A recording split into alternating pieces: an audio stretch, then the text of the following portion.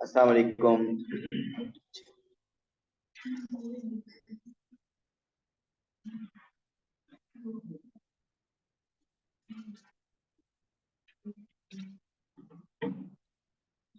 Okay ji. Volume and surface area 3D problems हम कर रहे थे। उस वर्कशीट में से फर्दर हम कुछ पास पेपर के क्वेश्चन अब करेंगे। अगर आपके माइंड में कोई स्पेसिफिक क्वेश्चन है जो आप चाहते हैं कि मैं करूं तो बता दीजिए। अदरवाइज मैं उस वर्कशीट का कोई नेक्स्ट क्वेश्चन पिक कर लूंगा।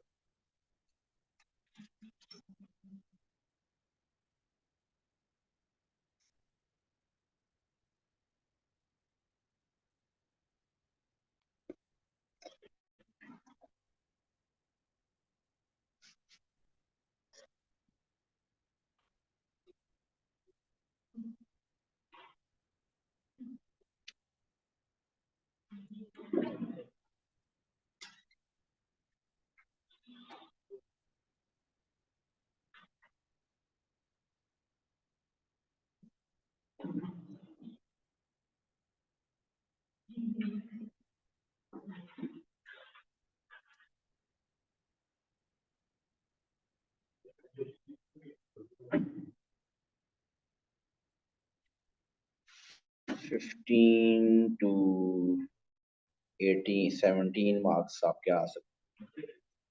हाँ जी, 15 के अराउंड मार्क्स बन सकते हैं पेपर 1 और पेपर 2 के ऐड कर।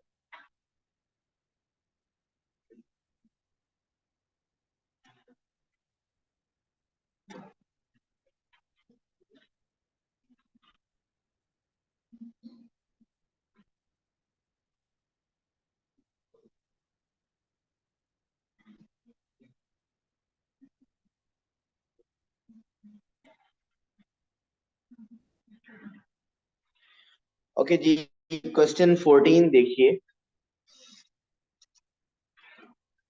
क्वेश्चन 14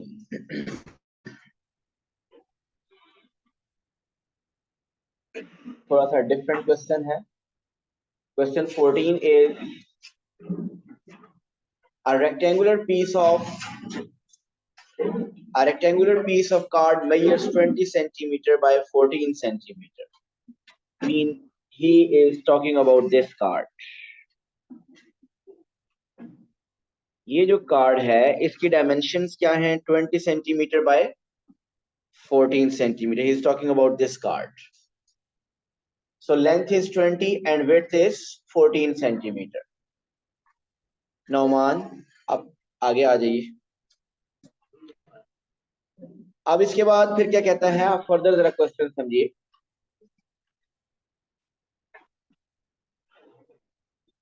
ये एक रेक्टेंगुलर पीस था जिसकी डायमेंशन 20 बाय 14 थी। अब भाई कह रहा है कि square of side x centimetre, square of side x centimeter are cut from the four corners of the card and the card is folded to make an open box. जी समझ आया question? Question में ये कह रहा है कि इस ये जो रेक्टेंगुलर एक पीस ऑफ कार्ड है इसके फोर कॉर्नर में से x centimetre bye x centimetre का एक स्क्वायर इधर से रिमूव कर दिया गया, एक स्क्वायर इधर से रिमूव कर दिया गया, एक स्क्वायर इधर से रिमूव कर दिया गया और एक स्क्वायर इधर से रिमूव कर दिया गया। जब ये चारों कॉर्नर से स्क्वायर एक रिमूव कर दिया गया तो पीछे जो कार्ड रह गया वो समझ में आ रहा है कैसा कार्ड होगा? वो ये फिगर नंबर 2 होगी।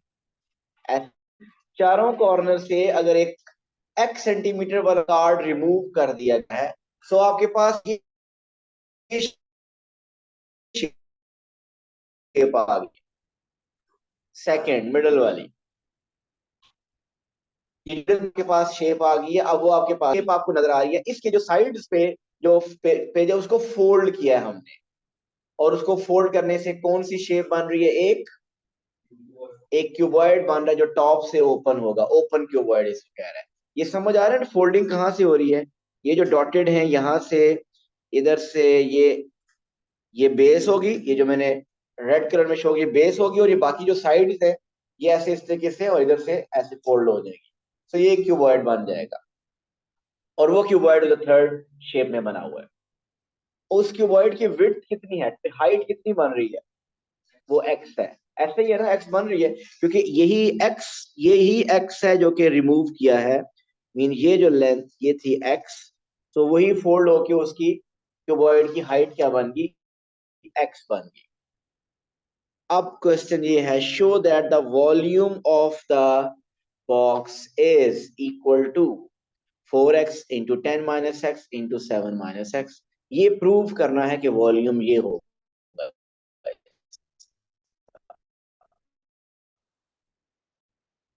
जब तक ये वॉल्यूम ऑफ क्यूबॉइड का फॉर्मूला क्या होता है, टू हाइट। ओके, आप बताइए जो क्यूबॉइड आ गया उसकी लेंथ कितनी है, मीन लेंथ की बात करो, मीन ये वाली लेंथ, ये लेंथ कितनी है, -2x। किसको ये बात समझ आ गई?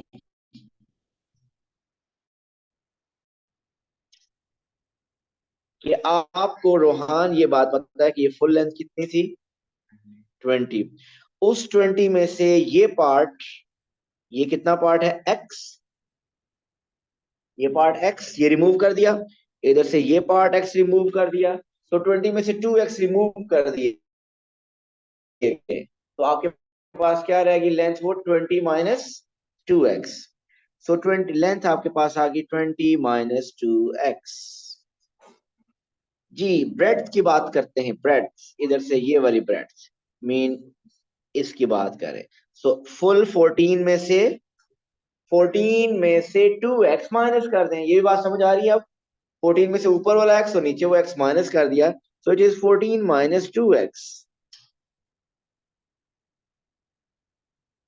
And what is the height, height है इसकी x, वो हाइट x में इधर ये स्टार्ट में लिखने लगा हूं, so this is the height x।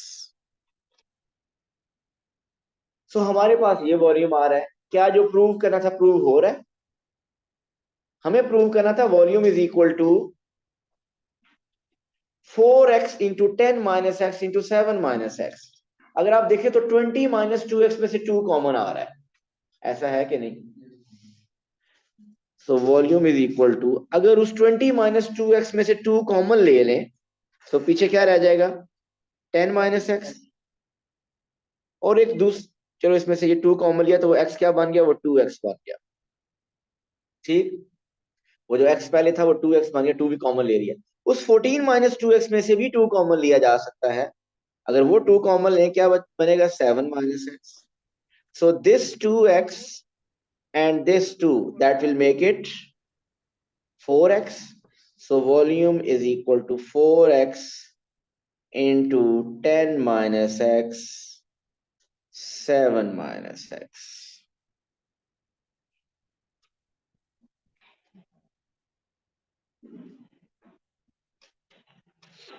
Ji clear है सबको?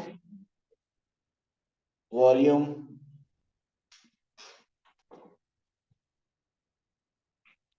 ये इस क्वेश्चन में सिर्फ प्रूव करना था कि इसका वॉल्यूम ये है, थोड़ा सा जितने हमने पहले क्वेश्चन किए उनके कंपैरेटिवली एक डिफरेंट क्वेश्चन था।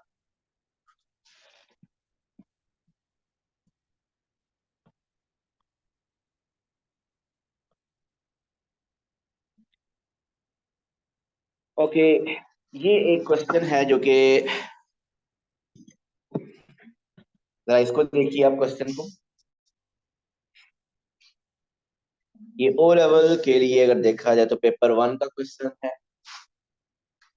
You can see a shape like 5, जरा क्वेश्चन पढ़ते हैं। This shape has 2 straight sections of length 5.25 centimeter and 4.8 centimeter, ऐसा ही है, 2 straight section, and third one is a curved section. The curved part is the arc of the major sector of a circle radius 3 centimeter। Ji shape clear होगी, 2 straight lines हैं, एक 5.25 centimetre, एक 4.8 centimetre, और third एक major sector है, major sector है जिसका major sector का एंगल क्या है 280 डिग्री और रेडियस उसका 3 सेंटीमीटर। देखते हैं करना क्या है इसमें। The total length of the wire needed to make the figure is a plus b pi। वो जो ऊपर फिगर बनी है उसको बनाने के लिए जो टोटल लेंथ ऑफ वायर है वो कितनी है a प्लस बी पाई। बताइए values of A and B क्या है जी, कैसे करेंगे। पेरीमीटर की बात कर रहा है, टोटल लेंथ की बात कर रहा है। उस टोटल लेंथ को कह रहा है कि ऐड करें, टोटल लेंथ बनती है ए प्लस बी पाई। आप ऐसा कीजिए, आप टोटल लेंथ खुद फाइंड करें। फाइंड कर सकते हैं ना टोटल लेंथ। अगर हमने टोटल लेंथ फाइंड की और सपोज वो आ गई 10 + 7 पाई, तो इसका मतलब what is A is 10 and B is 7। इससे ये भी पता चल रहा है यहाँ पे पाए को पाए ही लिखना है, 3.142 या 22/7 नहीं यूज करना। सो हम अब क्या करने लगे, हम इस ये जो बना हुआ है इसकी लेंथ हम खुद फाइंड करने लगे। इसकी टोटल लेंथ खुद फाइंड करते हैं और देखते हैं कि हमारी टोटल लेंथ क्या आ रही है। सो बताइए क्या क्या ऐड करना। टोटल लेंथ में सबसे पहले ऊपर 5.25 plus 4.8 plus third length is arc length, और आर्क लेंथ का formula is x/360। Mean x क्या है यहाँ पे 280 degree over 360 into 2 πr, radius is 3। ये पेपर 1 का क्वेश्चन है, कैलकुलेटर यूज नहीं करना हमने। ओ लेवल वालों ने तो बिल्कुल नहीं करना जी। 5.25 प्लस 4.8 को आप मैनुअली खुद ऐड करेंगे। 5.25 में 4.8 ऐड करें तो ये आता है 10.05। ऐसे ही है ना। सो 10.05।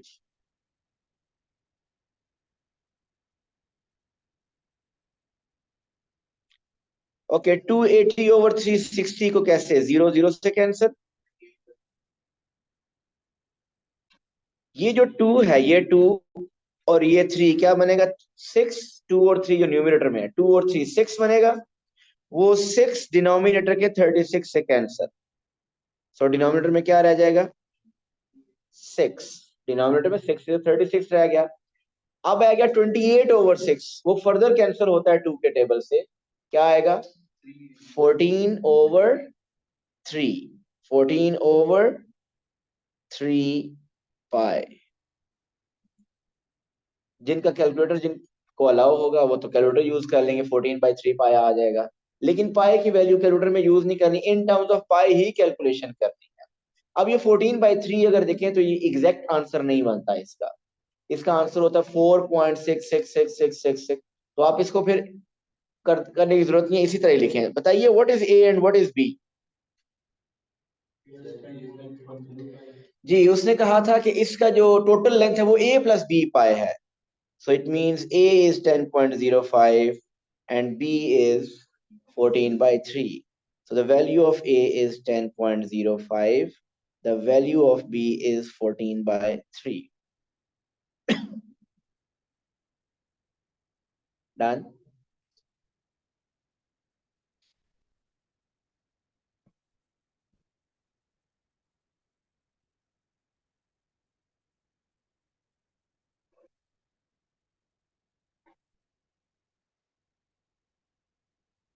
एक 2D शेप और है इसकी, हमने इस शेप का एरिया फाइंड कर, इस शेप का एरिया फाइंड करना है।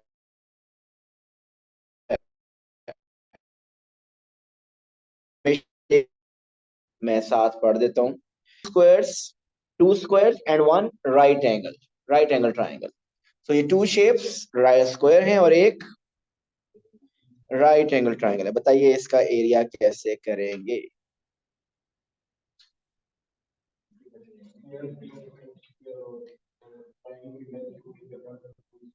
बिल्कुल सही हो गया। इस स्क्वायर का एरिया हो गया 12 स्क्वायर। 12 स्क्वायर क्या होता है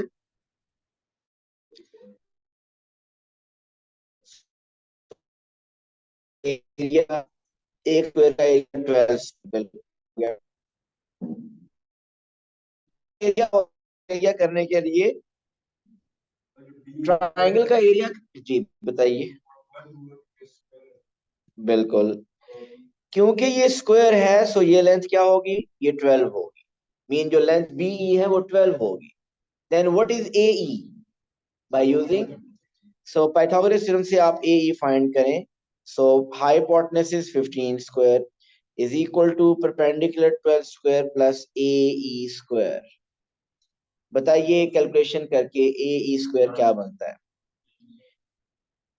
ये भी अगर देखा जाए ये पेपर 1 का ही क्वेश्चन है ओ लेवल के लिए। 15 स्क्वायर इज 225, 12 स्क्वायर इज 144। 225 में से 144 माइनस करें तो it is 81। 81, so AE square 81, so what is the length AE? 9, so ये आ गई लेंथ 9। सो अगर ये लेंथ 9 आ गई इसका मतलब स्क्वायर की भी वो जो दूसरा स्क्वायर है उसकी लेंथ क्या होगी, कंप्लीट वो 9 होगी। जी क्लियर है। सो अब आपके पास फिर एरिया होगा 12 स्क्वायर प्लस एरिया ऑफ दूसरी स्क्वायर का area is 9 square and area of triangle is half into base into height, half into 9 into 12. So what's the final area?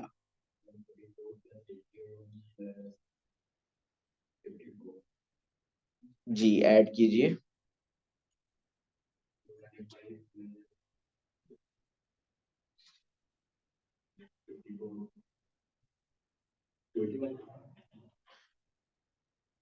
225 plus 50, 450, 279 शायद। So total area is 279 centimetre square. Calculation check कर लें क्या यही है। जी clear है सबको, आगे चलें।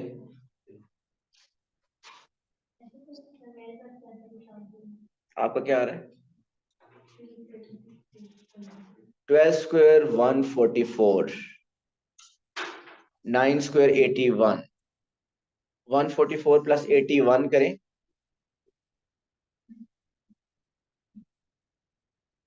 और फिर 54 ऐड करें। ठीक है चलो।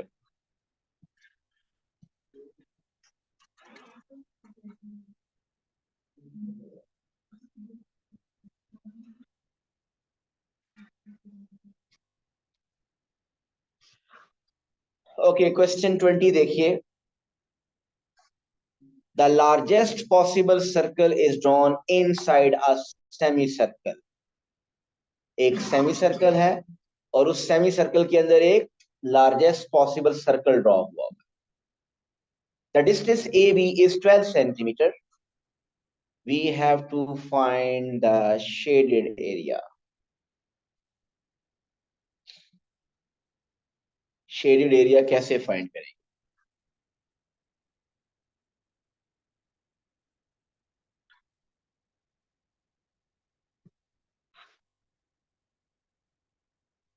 जी बताएं कुछ शेडेड एरिया।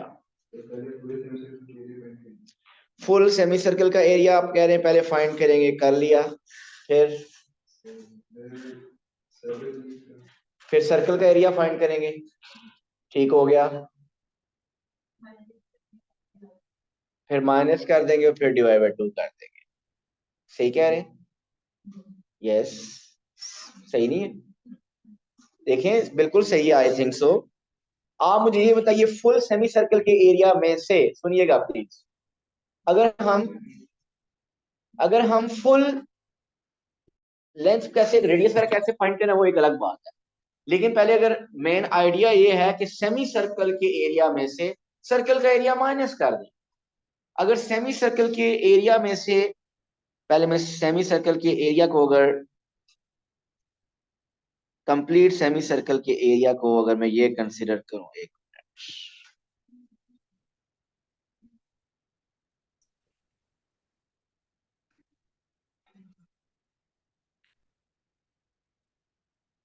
ये है कंप्लीट, ये है कंप्लीट सेमी सर्कल जिसको मैंने शेड कर दिया। इस सेमी सर्कल में से सर्कल का एरिया माइनस कर देते हैं। ये देखिएगा, अब मैं इस सेमी सर्कल में से सर्कल का एरिया माइनस करने लगा हूं, ये माइनस कर दिया। पीछे क्या रह गया? ये साइडों पे शेडेड एरिया रह गया। हमें ये दोनों जो साइडों पे शेडेड एरिया, क्या ये चाहिए या इसका हाफ चाहिए? इसका हाफ चाहिए। सो इसीलिए रिशपाल ने बताया कि इसको डिवाइड बाय 2 कर दें। सो आप सेमी सर्कल के एरिया में से सर्कल का एरिया माइनस करें और डिवाइडेड बाय 2 कर दें, आपके पास शेडेड एरिया आ जाएगा। लेकिन क्या हमें सेमी सर्कल के एरिया फाइंड करने के लिए और सर्कल का एरिया फाइंड करने के लिए जो रेडियस चाहिए होता है, डू वी हैव दैट? जी, सेमी सर्कल का रेडियस कितना है? सेमी सर्कल का सेंटर ये है, फुल उसका डायामीटर 12 है। वो डायामीटर उसका 12, इसका मतलब radius is 6। So semi circle का radius is 6। So semi circle का एरिया का फॉर्मूला क्या होता है? Pi r square by 2। उसमें से मुझे क्या माइनस करना है? सर्कल का एरिया। सर्कल का एरिया क्या होता है? Pi r square. और इसका जो आंसर आएगा उसको क्या करना है? Divided by 2। सो अब हमने सेमी सर्कल का रेडियस क्या पुट करना है? 6। सर्कल का रेडियस क्या है? सर्कल का रेडियस 3 कैसे है अर्श?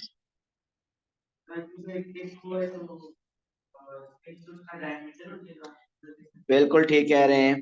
देखिए, फुल जो सेमी सर्कल है ये है उसका रेडियस। फुल जो सेमी सर्कल है उसका रेडियस ये है। सो रेडियस हर तरफ 6 होगा ना, इधर से भी 6 होगा, इधर भी 6 होगा, ये भी 6 होगा, ये सब 6 होंगे। दिस ऑल रेडियस तो हर तरफ 6 होगा। इसका मतलब रेडियस अगर हर तरफ 6 है, it means this is also the radius. ये जो मैंने लाइन ड्रॉ की है, ये सेमी सर्कल का रेडियस किया ना, इसकी लेंथ भी क्या होगी? 6 सेंटीमीटर। ये सेमी सर्कल का रेडियस है। सो बताइए, उस सर्कल का डायामीटर बन गया फिर ये। उस सर्कल का ये डायामीटर है 6 सेंटीमीटर। तो सर्कल का रेडियस क्या होगा? इस 6 का half mean 3 centimetre. So pi r square mean 3 square. So ये कैलकुलेशन आप कीजिए और डिवाइडेड बाय 2 कर दें। बताइए final answer correct to 3 significant figure क्या आ रहा है?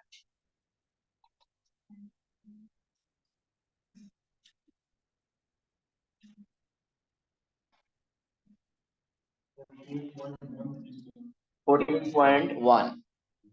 14.1। जी ऐसा ही है, 14.1। एक मिनट सुनिएगा, आप क्वेश्चन में चेंज करने लगा हूं। अब मैं आपको कह रहा हूं कि find the shaded area in terms of pi. Mean वही कुछ करना है, लेकिन अब आपने आंसर अपना इन टर्म्स ऑफ पाई करना है। और जो लोग ओ लेवल की तरफ जा रहे हैं नॉर्मल, उनका ये पेपर 1 का क्वेश्चन होगा। क्या आ रहा है? 9/2 पाई कैसे? अगर जो जिन्होंने खुद से कैलकुलेशन करनी है, जरा वो देखिए। ये नंबर क्या बनेगा? ये लिखा हुआ है 6 square 36, 36/2 is 18।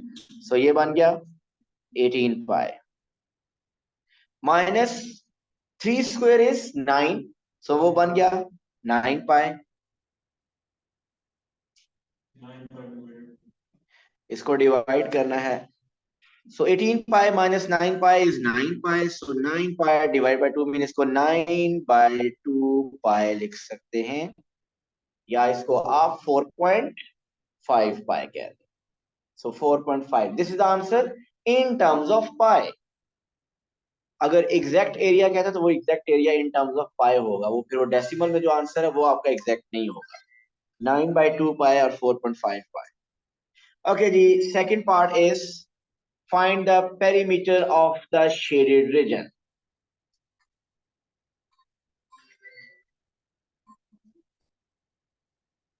Find the perimeter of the shaded region.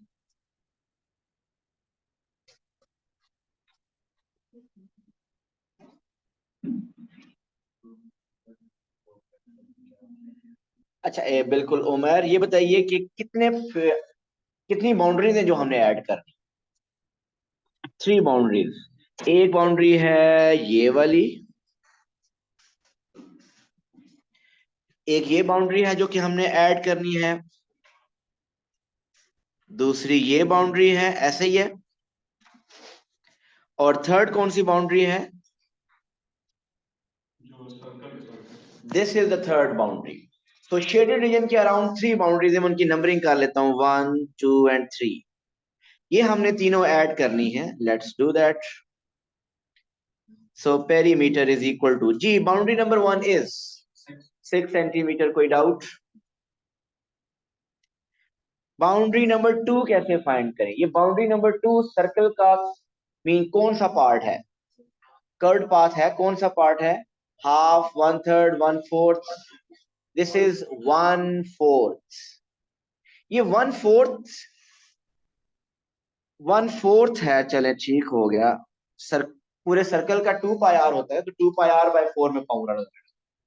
So 1/4 of 2 pi r. Radius क्या है? ये बाउंड्री अंदर वाले सर्कल की बाउंड्री है या उस सेमी सर्कल की बाउंड्री?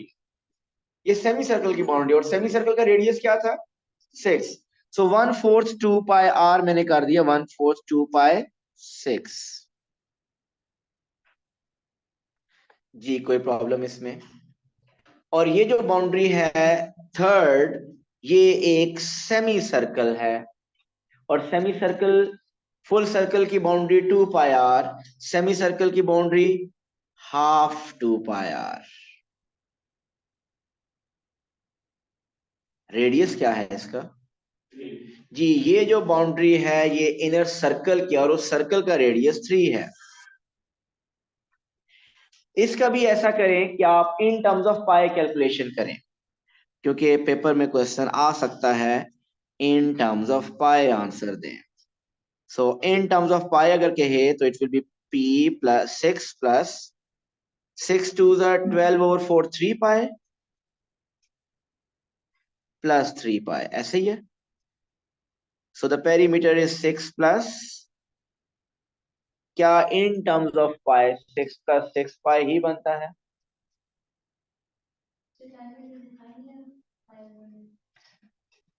जब आपको कहा जाता है, जब आपको कहा जाता है कि इन terms of pi, so basically examiner चाहता है आप विदाउट कैलकुलेटर वर्किंग करें। सो ये आईजीसीएसई के पेपर में अक्सर तो क्वेश्चन में मेंशन कर देता है कि आप विदाउट कैलकुलेटर क्वेश्चन सॉल्व करें, और अक्सर इस तरीके से क्वेश्चन सेट कर देता है कि आप कैलकुलेटर यूज कर ही नहीं सकते, आप इसमें नहीं कर सकते। आप कैलकुलेटर यूज करें, आपका आंसर इन टर्म्स ऑफ पाई आता ही नहीं है। कुछ कैलकुलेटर्स होते हैं, वो हर किसी की सेटिंग डिफरेंट हुई होती है, कुछ कैलकुलेटर्स होते हैं जो इन टर्म्स ऑफ पाई भी आंसर देते हैं। लेकिन अगर आपका नहीं दे रहा तो इसका मतलब एग्जामिनर की जो ख्वाहिश थी वो पूरी होगी कि आप मेंटली करें, खुद करें। सॉरी 6 पाई प्लस 6 या 6 प्लस 6 पाई। और अगर ऐसा ना कि 3, तो आप 3 सिग्निफिकेंट फिगर में इसका आंसर बताइए, वो क्या बन रहा है? 24 25 24.8। अगर इन टर्म्स ऑफ पाई ना कहे तो 3 सिग्निफिकेंट फिगर में इट्स आंसर इज 24.8। किसमें? हाँ जी, फिर तो यूज करेंगे।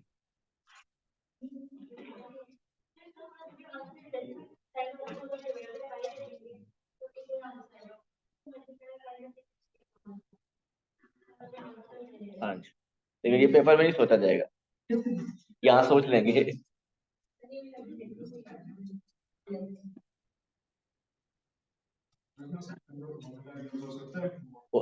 देखिए सेक्टर का फॉर्मूला हर जगह यूज हो सकता है। आपका जो सेक्टर का फॉर्मूला है ना, मीन आप कह रहे हो कि वो बाउंड्री कैलकुलेट करने के लिए, लेकिन जो फॉर्मूला है ना theta over 360 into 2 pi r का, ठीक, आप अगर सेमी सर्कल है तो थीटा को क्या पुट कर दोगे? 180 पुट कर दोगे। सेमी सर्कल हुआ तो 180 पुट करोगे ना, एंगल 180 बनता है ना फिर। और 180 ओवर 360 क्या बन जाता है? वो 1/2 इंटू 2 पाई आर, जो भी मैंने हाफ 2 पाई आर बना दिया था। और अगर क्वाड्रेंट हो तो 90 ओवर 360 करोगे, वो 1/4 2 पाई आर। सो फॉर्मूला उधर से जनरेट हुआ है बेसिकली, वो अलग, ये दो अलग फॉर्मूला है ही नहीं।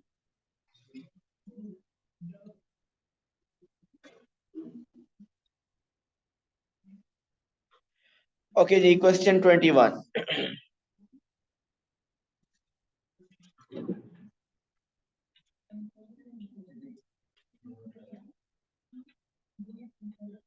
21 आप लोग खुद करेंगे, हम करते हैं 22। क्वेश्चन 22 देखिए प्लीज। कौन सी शेप है ये? पिरामिड। बेस क्या है इसकी? स्क्वायर। अच्छा सुनिए, वो पिरामिड जिसकी बेस स्क्वायर होती है उसके टोटल पिरामिड के कितने फेसेस होते हैं? 5। एक बेस स्क्वायर और साइड पे 4 ट्राइंगल्स। उन 4 ट्राइंगल्स की खास बात क्या होती है? राइट, तो वो डिपेंड करता है पिरामिड के ऊपर। हाँ चले, अगर राइट ट्राइंगल चले, कैसे राइट पिरामिड हो, अगर बेस स्क्वायर हो और टॉप पे वर्टेक्स बन रहा हो, राइट एक पिरामिड, तो चारों तरफ, जो चारों तरफ ट्राइंगल बनेगी उन चारों का एरिया इक्वल होगा। अगर आपके पास एक ऐसा पिरामिड हो जिसकी बेस स्क्वायर हो, उसके ऊपर जो 4 ट्राइंगल्स बनेगी राइट पिरामिड में, जो 4 ट्राइंगल्स बनेगी, all triangles will have the equal area. Ahmad, अब अगर बेस रेक्टेंगल हुई फिर? वेट वेट, अहमद बताएंगे। छोड़ दें, ये मैं क्वेश्चन हो जाएगा। जो मैं बात बता रहा हूँ वो किसी और क्वेश्चन के लिए भी जनरल बता रहा हूँ। अगर आपकी बेस स्क्वायर हुई, मैंने बताया कि उसकी ट्राइंगल्स का एरिया क्या होगा? 4 ट्राइंगल्स का एरिया इक्वल होगा। अगर बेस रेक्टेंगुलर होगी, अगर इस तरह की बेस है, आप बताइए इस रेक्टेंगुलर बेस से जो पिरामिड बनेगा उनकी 4 ट्राइंगल्स के बारे में क्या इंफॉर्मेशन है? ऑपोजिट जो 2 ट्राइंगल्स बनेगी, इधर वाली उधर वाली ट्राइंगल, उन दोनों का एरिया इक्वल होगा और दूसरी ऑपोजिट जो पेयर होगा उसका एरिया इक्वल होगा। तो जो 4 ट्राइंगल्स बनेगी, 2 ऑपोजिट पेयर्स के ट्राइंगल्स के एरियाज इक्वल होंगे, क्योंकि बिल्कुल एग्जैक्टली सेम शेप्स होंगी, कॉन्ग्रुएंट शेप्स होगी। आप करते हैं ये question. The diagram shows a pyramid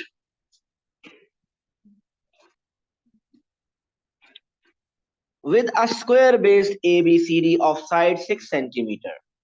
The height of the pyramid PM is 4 centimeter, where M is the center of the base.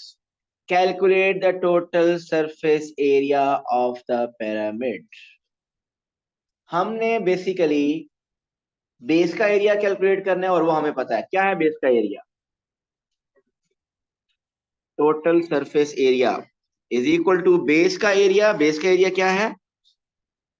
36 mean 6 square, और प्लस क्या करना है? 4 times the area of triangles. ऐसे ही है, मीन किसी एक triangle का एरिया कैलकुलेट कर ले, उसको 4 से मल्टीप्लाई करेंगे। आप कौन सी ट्राइंगल का एरिया निकाल फाइंड कर सकते हैं?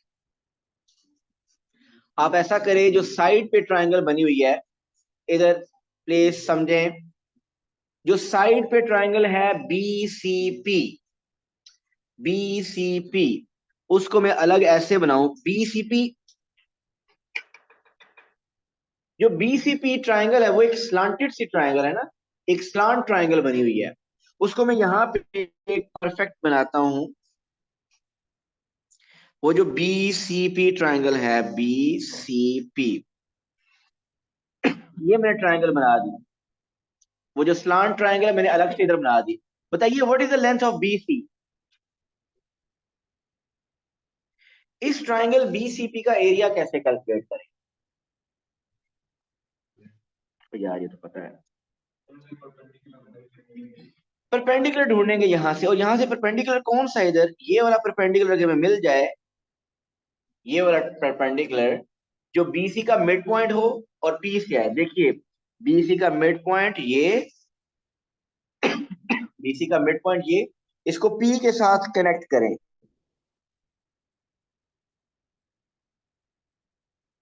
ये लेंथ कैसे फाइंड करेंगे?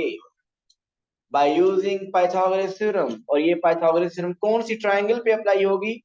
वो अंदर अगर आप देखें ट्राइंगल पी एम और इस तरफ जो बन रही है, अगर कहते हैं तो उस ट्राइंगल को मैं भी अलग शेड कर देता हूं, this.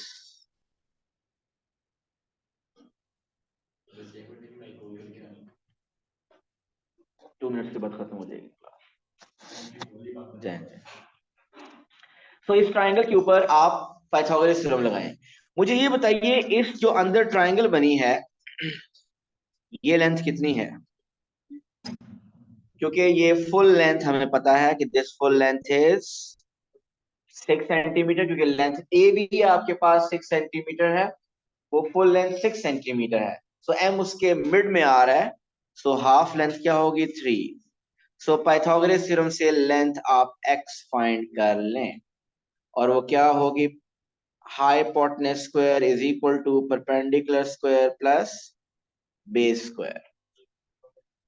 4 square 16, 3 square 9, 16 plus 9 25, and 25 का root is 5, so x is 5, so this is 5। so ये जो साइड पे स्लांटेड फेस है ट्राइंगल का, उसका एरिया फिर क्या होगा? उसका एरिया होगा half base height, which is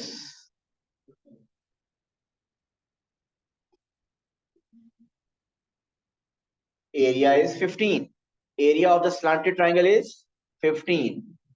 ऐसे ये सबको ये बात समझ आ गई? सो 4 ट्राइंगल्स हैं, उन सब का एरिया फिर 15 होगा। So area of each triangle is 15, so 15 times 4 is 60, 60 plus 36, so total surface area is 96 centimeter square। This is the total surface area of the shape। जी क्लियर है सबको? सो प्लीज इस वीकेंड पे ये जो worksheet है, पहले जो क्वेश्चन मैंने क्लास में करवाए हैं वही खुद करें पहले, क्योंकि ये अभी मैं ही कर रहा हूँ, और उसके बाद फिर आपने रिमेनिंग क्वेश्चन को इसको अटेम्प्ट करने हैं, और जो भी प्रॉब्लम होगी हम मंडे को डिस्कस करेंगे, और फिर ये टॉपिक एंड है। Thank you so much. Allah Hafiz.